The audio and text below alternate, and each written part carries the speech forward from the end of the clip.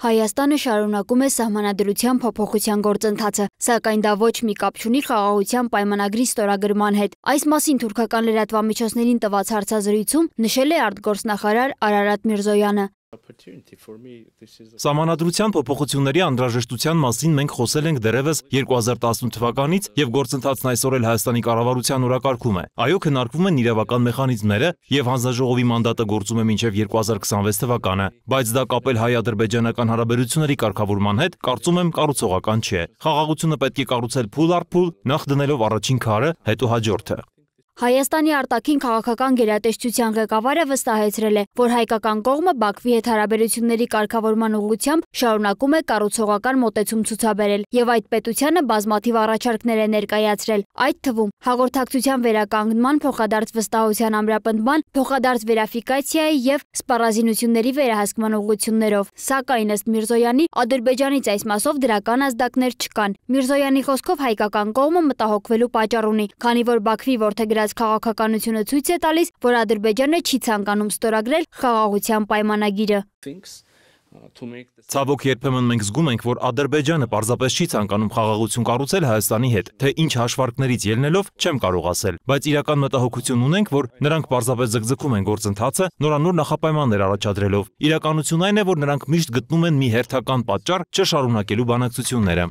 Ադրբեջանական կողմից հնչող հիմնական պահանջները սահմանադրության փոփոխությունն ու ԵԱՀԿ Մինսկի խմբի լուծարումն է։ Նախարարը եւս մեկ անգամ նշել է, որ Ադրբեջանի հղումները սահմանադրության նախաբանում Արցախի վերաբերյալ ձևակերպումներին իրավական առումով հիմնավորված չեն։ Անկախության հռչակագրի միայն այն հատվածներն ունեն իրավական ուժ, որոնք ամրագրված են սահմանադրության տեքստում։ Նախարարը նաեւ նշել է, որ Հայաստանն իր հերթին ունի մտահոգություններ Ադրբեջանի սահմանադրության առնչությամբ, որտեղ ներառված է հղում առաջին ադրբեջանական հանրապետության տարածքային հավակնություններին, ներառյալ ներկայիս Հայաստանի տարածքների նկատմամբ, ապա հավելել.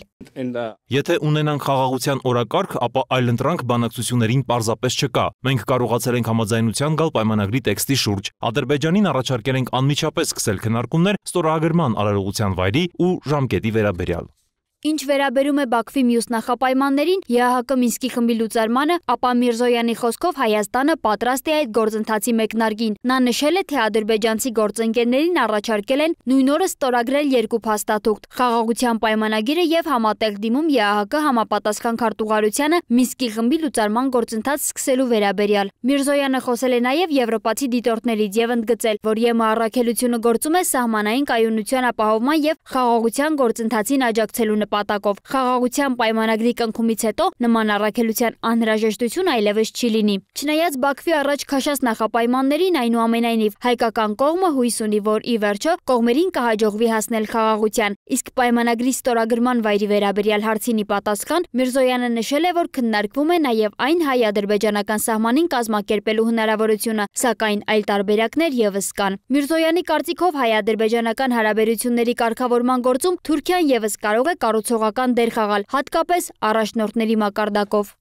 Թուրքիան ասում է, այո, մեր երկկողմ գործընթացը լավ է ընթանում, ունենք այս ծրագիրը, այն ծրագիրը, ունենք Հայաստան-Թուրքիա հարաբերությունների լիարժեք կարգավորման մտադրություն, բայց չենք կարող այն ամբողջությամբ ավարտին հասցնել, քանի դեռ Հայաստան-Ադրբեջան հարաբերությունները չեն կարգավորվել։ Արարատ Միրզոյանը ներկայացրել է նաև այս առնչությամբ իր տեսակետը։ Նա կարծում է, որ նախ պետք է կարգավորվեն հայ-թուրքական հարաբերությունները, որոնք էլ իրենց հերթին կարող են դրական ազդել հայ-ադրբեջանական հարաբերությունների կարգավորման գործընթացի վրա։ Արտգործնախարարը նաև նշել է, որ Հայաստան-Թուրքիա-Ադրբեջան եռակողմ հանդիպման վերաբերյալ պայմանավորվածություն դեռ չկա, բայց քննարկումներ կան։ Միրզոյանը թուրքական լրատվամիջոցների ներկայացուցիչներին ասել է նաև, որ հայ հասարակությունն աջակցում է խաղաղության օրակարգին, չնայած դեռ թարմ վերքերին։ Նա ընդգծել է, որ առանց շոշափելի արդյունքի տրամադրությունները կարող են փոխվել։ Հարգանք ունենալ անցյալի հանդեպ մի բան է, բայց ապրել անցյալով այլ։ Առաջ գնալու համար պետք է ապագայի հանդեպ հավատ եւ քաջություն։ Մենք ընտրում ենք ապագան ու դա պետք է անենք միասին։ Պատասխանելով հայոց ցեղասպանության ճանաչման վերաբերյալ հարցին, Միրզոյանը կրկնել է կառավարության դիրքորոշումը։ Այն այս պահին արտաքին քաղաքական առաջնահերթություն չէ։ Հայաստանի Հանրապետության արտգործնախարարը միաժամանակ կարևորել է երկխոսությունը Թուրքիայի հասարակության հետ, քանի որ հասարակական ընկալումները եւ պաշտոնական հարաբերությունները հաճախ տարբեր են։ Լրատվամիջոցները հետաքրքրվել են նաեւ երկու երկրների ԱԳ նախարարների միջև տեղի ունեցած հանդիպումից, ինչին ի պատասխան Միրզոյանն ասել է.